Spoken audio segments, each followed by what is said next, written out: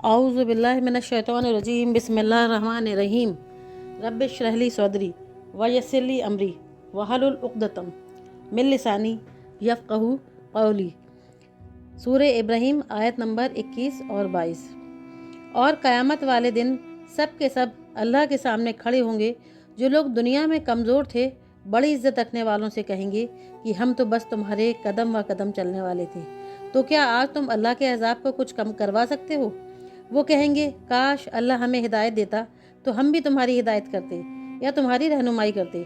अब तो हम पर बेकरारी करना और सब्र करना दोनों ही बराबर है, हमारे लिए कोई छुटकारा नहीं। और जब लोगों का फैसला हो चुकेगा और लोग शैतान को इल्ज़ाम देंगे तो शैतान कहेगा खुदा ने तुमसे सच्चा वादा किया था तो वह पूरा हो गया, और मैंने भी वादा तो किया था पर मैंने अपना वादा खिलाफ़ी की।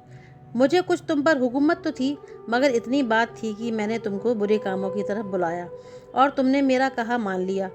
तो अब तुम मुझे बुरा ना कहो, बल्कि अगर कहना है तो अपने नफ्स को बुरा कहो। आज ना तो मैं तुम्हारी फरियाद को पहुंचा सकता हूं और ना तुम मेरी फरियाद कर सकते हो। मैं तो उससे पहले ही बेजार हूं कि तुमने मुझे अल्लाह का शरीक बनाया। बेशक जो लोग नाफरमान हैं उनके लिए दर्दनाक अजाब है। क़यामत वाले दिन हिसाब किताब होगा तो लोग कब्रों से निकलकर हिसाब के लिए आ जाएंगे।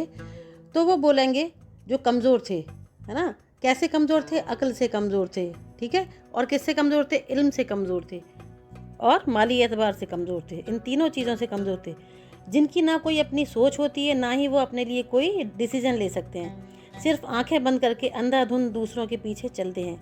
वो कहेंगे उनसे जो बड़े बने हुए थे, जो लीडर बने हुए थे, जो उनके बुजुर्ग थे, जिनको वो मानते थे या जिनको वो फॉलो करते थे, है ना, कि हम तो आपके ताबेदार या पैरोकार थे, तुम्हारे पीछे चलने वाले थे।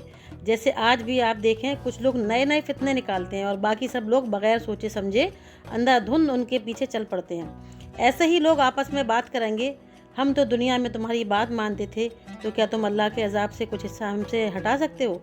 वो कहेंगे जो उनके लीडर थे, जो उनके बुजुर्ग थे, जो उनके बड़े बनी हुई थी, है ना, जिनके पीछे वो चलते थे, जिनके वो जो पेशवा थे उनके, है ना, कि हम तो खुद भटके हुए थे, अगर हमें हिदायत मिलती तो हम आपकी भी रहनुमाई करते। इसलिए किसी को भी फॉलो करने से पहले हमें क्या करना चाहिए, चाहे वो कोई भी हो, चाहे वो आपके उस्ताद हों, आपके माँ बाप हों, या आपके बुज़ुर्ग हों, या कोई भी मालदार हो, या कोई भी रिश्तेदार हो, ठीक है, तो हमें अल्लाह को नाराज़ नहीं करना है, वो भले ही नाराज़ हो जाएं, है ना। तो कोई भी अगर दीनी रहनुमा भी हो तो ज़रूर सोचें कि वे दलील की बुनियाद पर चल रहा है या अपने मफाद के लिए लोगों को गुमराह कर रहा है ना। इस बात पर हमें ज़रूर गौर करना चाहिए।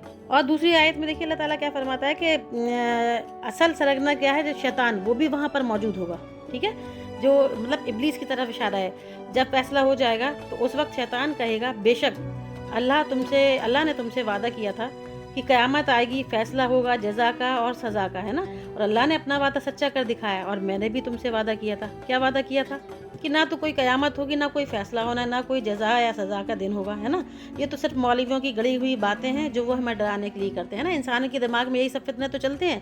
अगर कोई उन्हें डराने के लिए आता है, कोई उनसे बातें करता है कि भाई हम तो अभी ज़िंदगी में अच्छी तरह से जी लें, जब जो होगा वो देखा जाएगा। और शैतान उनके कान में धीरे से बात करता रहता है, भाई ये तो खुली जो है गुमराही, ये तो झूठ बोल रहे हैं, ऐसा कुछ नहीं है ना, ठीक है। शैतान क्या कहता है कि हमें वक्त के साथ चलना है। आज का वक्त वो पिछड़ा हुआ नहीं, उस पिछड़े हुए को ले जाता है, पिछड़े हुए वक्त की तरफ ले जाता है ना। इन बातों को वो पिछड़ा हुआ करार दे देता है, हमारे जहन में डाल देता है इस तरह की बातें वो। फिर शैतान कहता है कि मेरे लिए तुम पर कोई जोर नहीं था, मगर मैंने तुमको जो है दावत दी थी, किसकी, अट्रैक्शन दिखाई थी बुरे कामों में, है ना। मैंने तो बस छोटा सा इशारा ही दिया था, मगर तुमने मेरी बात मान ली। शैतान की दावत क्या है, वो कहेगा कि मैंने लोगों की बुराई की दावत दी, है ना, दिल में ख्वाहिशात पैदा करी, ठीक है, बुराई करना और दिल में जो है ऐसी ख्वाहिशात पैदा करना जिसे जो है पूरा करने के लिए हमें हराम काम करना पड़ जाए। आजकल कितना बेशर्मी और बेहयाई का माहौल है कि कितने फ़िरके पैदा हो गए, कितने फितने पैदा हो गए, है ना। तो शैतान उनको क्या करता है, अट्रैक्टिव बनाता है ना, जिसको खूबसूरत बनाता है, ठीक है, देखो फला काम में क्या मज़ा है, या जो हराम काम है, जो गलत काम है, उसको इतना खूबसूरत बना के हमारे सामने पेश करता है कि हम उस काम को करने के लिए चल पड़ते हैं।